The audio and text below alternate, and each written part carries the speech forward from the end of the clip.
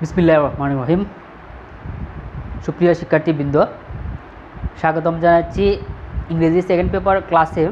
সাথে আছি আমি মোহাম্মদ আলাউদ্দিন, সহকারী শিক্ষক, Pagla high school and college, south Sunamganj.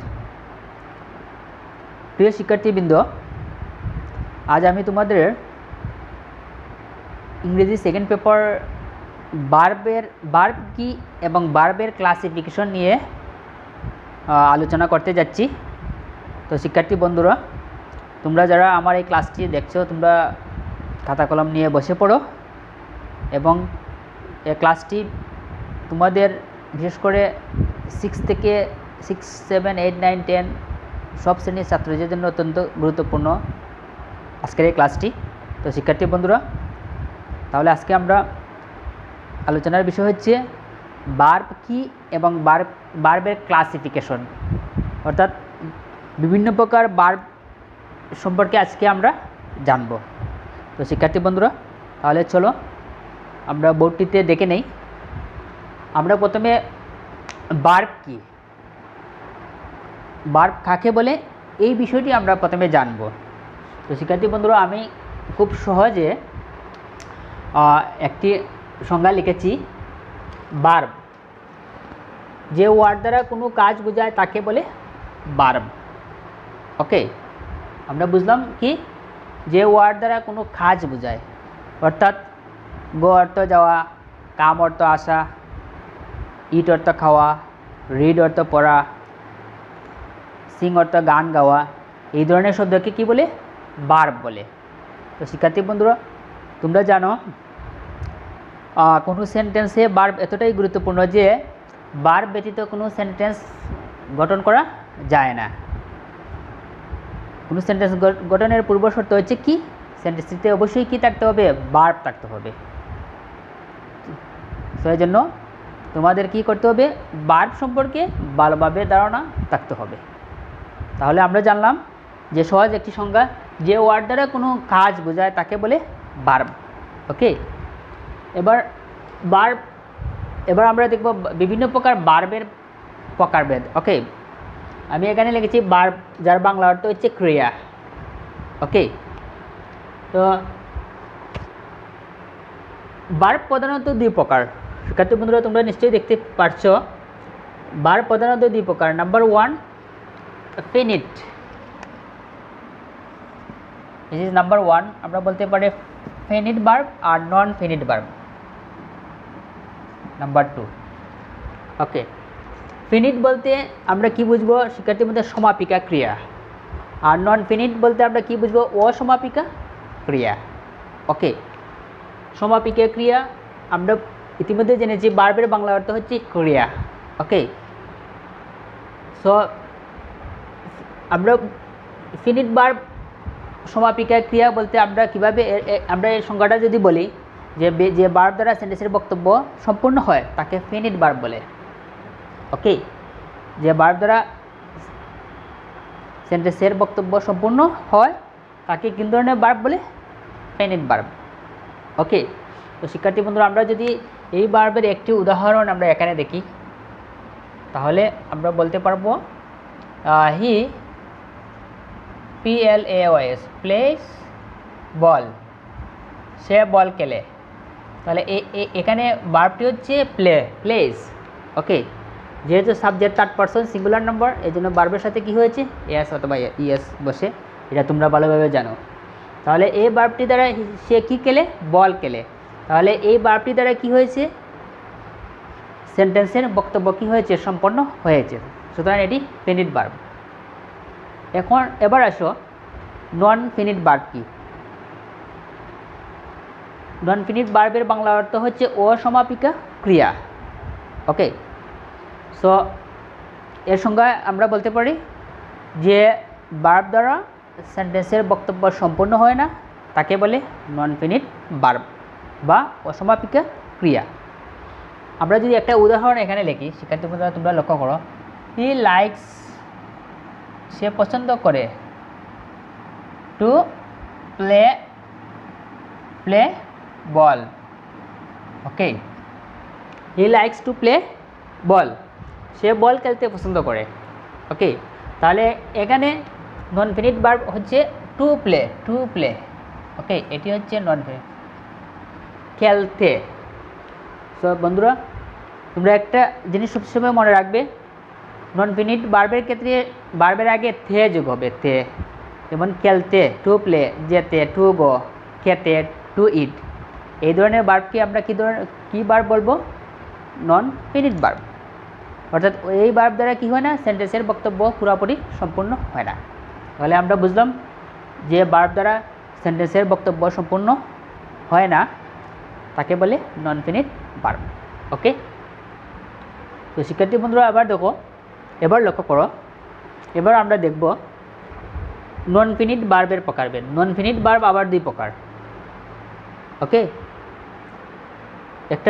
একটি হচ্ছে প্রিন্সিপাল ভার্ব, এবং এখানে আমি বাংলায় লিখেছি যার নিজস্ব অর্থ রয়েছে, এবং অন্যটি হচ্ছে অক্সিলারি ভার্ব, যার নিজস্ব অর্থ নাই।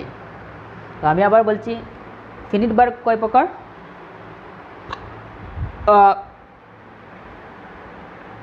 দুই প্রকার। একটি হচ্ছে প্রিন্সিপাল ভার্ব এবং অপরটি হচ্ছে অক্সিলারি ভার্ব। প্রিন্সিপাল ভার্ব তার নিজস্ব অর্থ রয়েছে, তাহলে আমরা বলতে পারি যে সমস্ত ভার্বের নিজস্ব অর্থ রয়েছে সে সমস্ত ভার্বকে প্রিন্সিপাল ভার্ব বলে। যেমন প্লে অর্থ খেলা করা, গো অর্থ যাওয়া, কাম অর্থ আসা, রাইট অর্থ লেখা, রিড অর্থ পড়া। এগুলো এই শব্দগুলোর কী রয়েছে? নিজস্ব অর্থ রয়েছে, যার কারণে এই ভার্বগুলোকে কী বলা হয়? Principal verb. তারপর আসো অক্সিলারি ভার্ব। নিজস্ব অর্থ নাই, অর্থাৎ যে সমস্ত ভার্বের নিজস্ব অর্থ নাই সে সমস্ত ভার্বকে আমরা অক্সিলারি ভার্ব বলবো। যেমন এই ভার্বগুলো হচ্ছে অক্সিলারি ভার্ব। যেমন অক্সিলারি ভার্ব কি? Am, is, are, was, were, এগুলো হচ্ছে অক্সিলারি ভার্ব বা সাহায্যকারী ভার্ব। এই ভার্বগুলোর কোনো নিজস্ব অর্থ নাই। ওকে, তো বন্ধুরা, এবার আমরা দেখব প্রিন্সিপাল ভার্ব আবার তিন প্রকার। Okay, number 1 transitive verb, number 2 intransitive verb, number 3 linking verb. Okay, transitive verb কি? আমি এখানে শর্টকাটে লিখেছি অবজেক্টের প্রয়োজন হয় না, আর লিঙ্ক মানে সংযোগ, সম্পর্ক সূচক ভার্ব। ওকে, তো শিক্ষার্থী বন্ধুরা, ট্রানজিটিভ ভার্ব কাকে বলে? ট্রানজিটিভ যে সমস্ত ভার্ব সেন্টেন্সের বক্তব্য সম্পন্ন করতে অবজেক্টের প্রয়োজন হয় সে সমস্ত ভার্বকে ট্রানজিটিভ ভার্ব বলে। ওকে, অর্থাৎ সেন্টেন্সের বক্তব্য সম্পন্ন করতে হলে অবশ্যই একটি অবজেক্ট এর প্রয়োজন রয়েছে। সো আমরা বলবো যে সমস্ত ভার্বের বক্তব্য সম্পন্ন করতে অবজেক্টের প্রয়োজন হয় সে সমস্ত ভার্বকে ট্রানজিটিভ ভার্ব বলে। এবার আসো নাম্বার 2 ইন্ট্রানজিটিভ, অবজেক্টের প্রয়োজন হয় না, অর্থাৎ যে সমস্ত ভার্বের বক্তব্য সম্পন্ন করতে কোনো অবজেক্টের প্রয়োজন হয় না সে সমস্ত ভার্বকে আমরা কি বলবো? Intransitive verb. যেমন এখানে যদি আমরা একটি উদাহরণ লিখি, transitive verb, he writes a letter, LATTER। ওকে, তাহলে হি রাইটস এ লেটার এটি হচ্ছে সেন্টেন্সের অবজেক্ট। ওকে, সো সে কী লেখে? সে চিঠি লেখে। তাহলে এটি হচ্ছে ট্রানজিটিভ ভার্ব। কারণ ট্রানজিটিভ ভার্ব কি? তার বক্তব্য সম্পন্ন করতে অবশ্যই একটি অবজেক্টের প্রয়োজন রয়েছে। এবার যদি আমরা আসি ইন্ট্রানজিটিভ ভার্বের ক্ষেত্রে আমরা বলতে পারি হি ইজ রানিং। ওকে, সে দৌড়াচ্ছে। The bird is flying.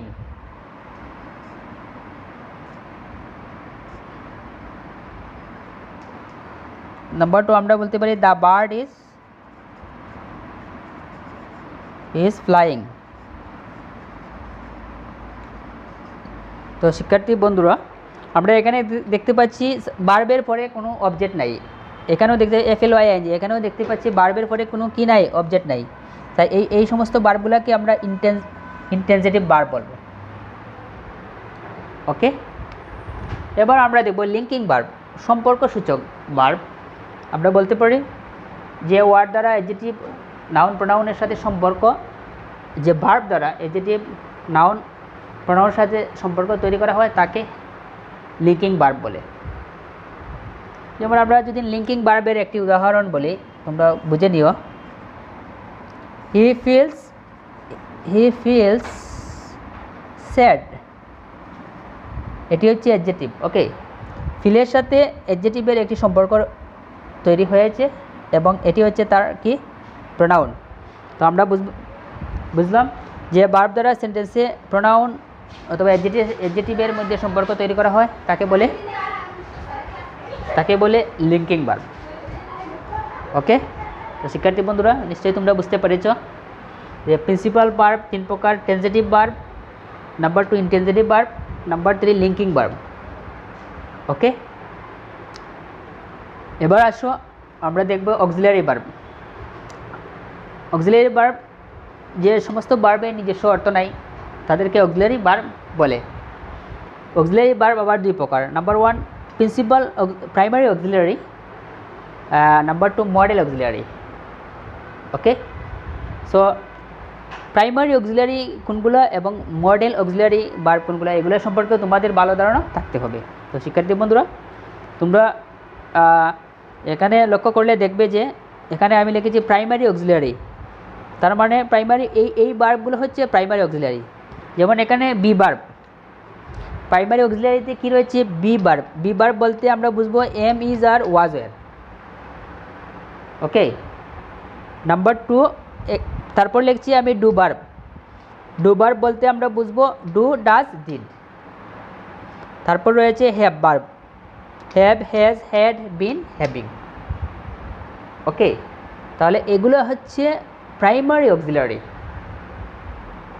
ওকে, তো প্রাইমারি অক্সিলারি আবার আমি তোমাদেরকে বলছি, বি ভার্ব বলতে আমরা বুঝবো am, is, are, was, were. Do verb do, does, did, এবং have verb have, has, had, been, having. Okay, this are primary auxiliary verb. তারপর রয়েছে মডেল অক্সিলারি। আমরা পূর্বেই বলেছি যে অক্সিলারি ভার্ব 2 প্রকার, একটি হচ্ছে প্রাইমারি অক্সিলারি আর একটি হচ্ছে মডেল অক্সিলারি। তো মডেল অক্সিলারি ভার্ব কোনগুলো? যেমন can, could, may, might, should, would, shall, will, have to, has to, had to, must.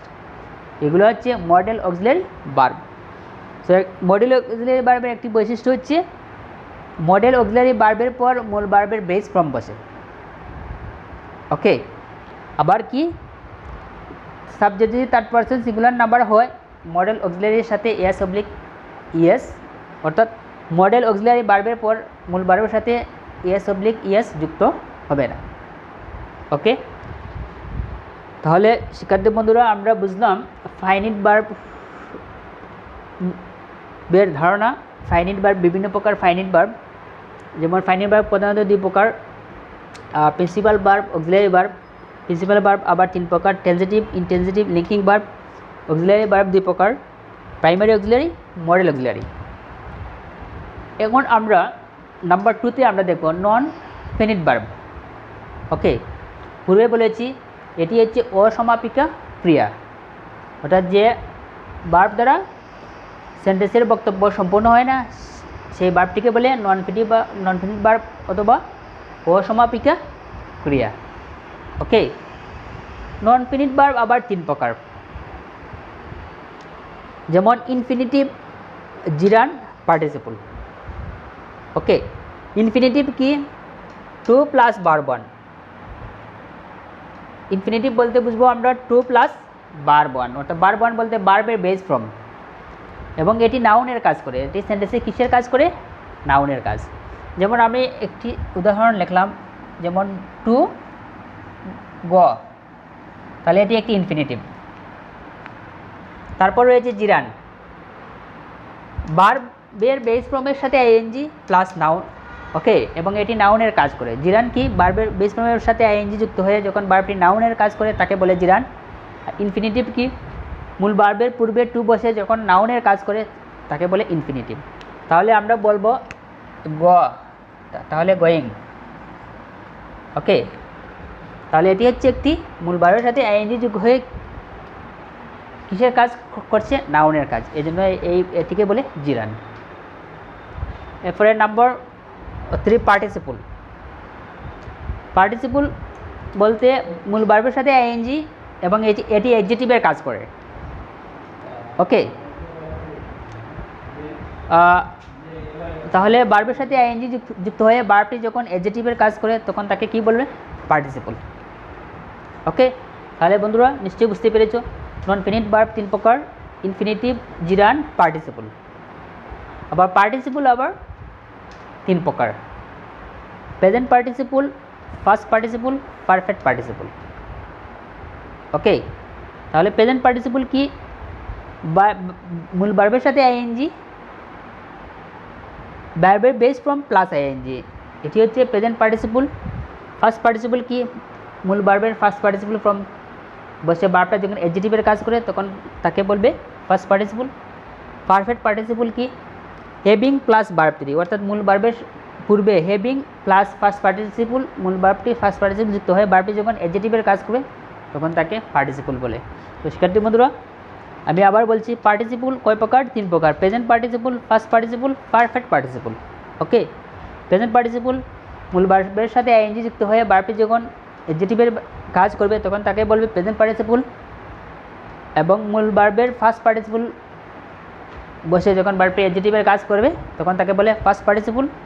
R perfect participle বলতে আমরা বুঝবো having plus first participle form of verb, অর্থাৎ মূল ভার্বের ফার্স্ট পার্টিসিপল মূল ভার্বের পূর্বে, অর্থাৎ হ্যাভিং প্লাস মূল ভার্বের ফার্স্ট পার্টিসিপল বসে যখন ভার্বটি অ্যাডজেক্টিভের কাজ করবে তখন তাকে পার্টিসিপল বলে।